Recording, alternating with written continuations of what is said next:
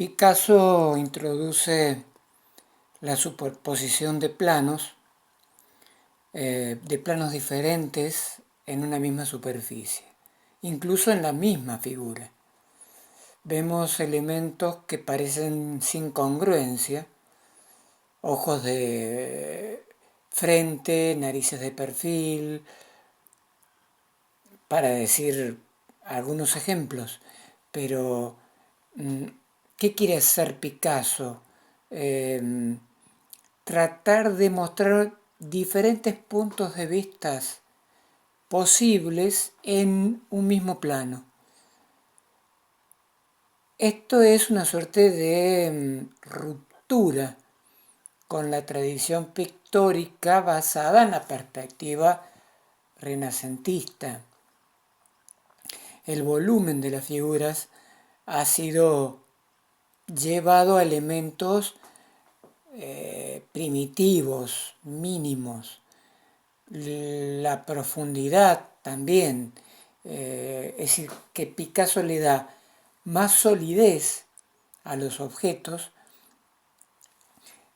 los hace más planos, pero a su vez en ese plano se confunden muchos puntos de vista y muchas posibilidades de interpretar la profundidad.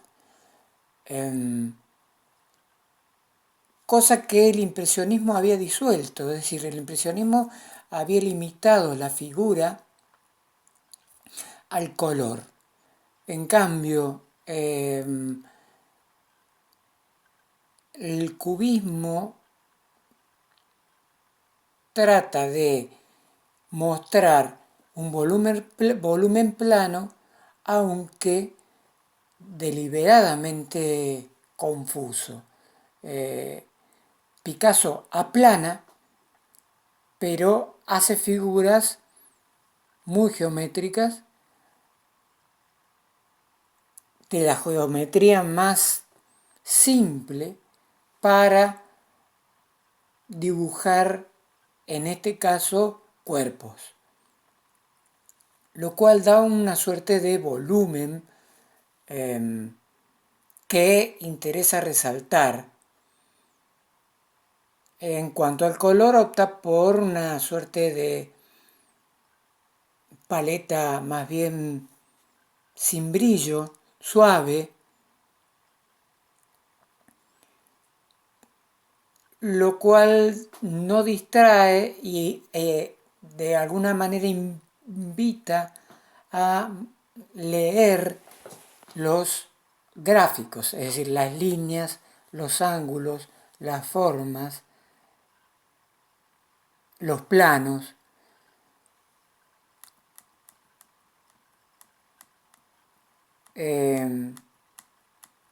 La mesa, por ejemplo, apunta hacia el centro del cuadro, como una suerte de punta que penetra. Las mujeres miran al espectador y el significado es bastante difícil de advertir. Puede ser un posicionamiento moral,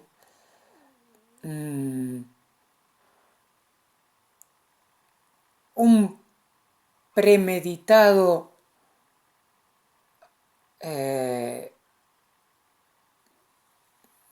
de forma sobre contenido, es decir, la forma importa más que el contenido.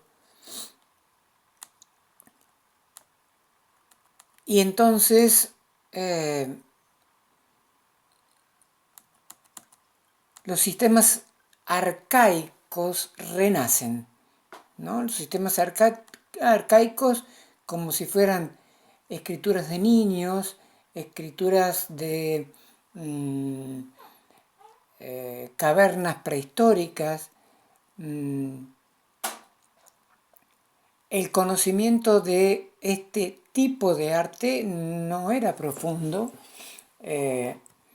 no había literatura para discutir sobre esto, sino que la literatura sobre el arte cubista comienza a partir de obras como esta.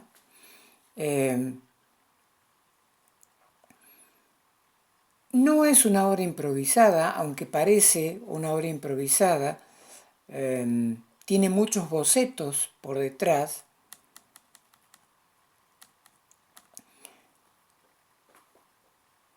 Picasso reflexiona acerca de la muerte, del amor, de la virtud,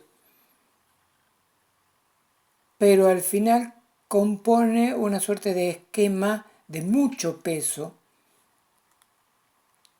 pero de poco realismo. Podemos, por ejemplo, contrastar las figuras de Picasso con, supónganse, el Juicio de París de Rubens, en donde hay como una suerte de fragilidad, aunque realista, de los desnudos, también de mujeres desnudas,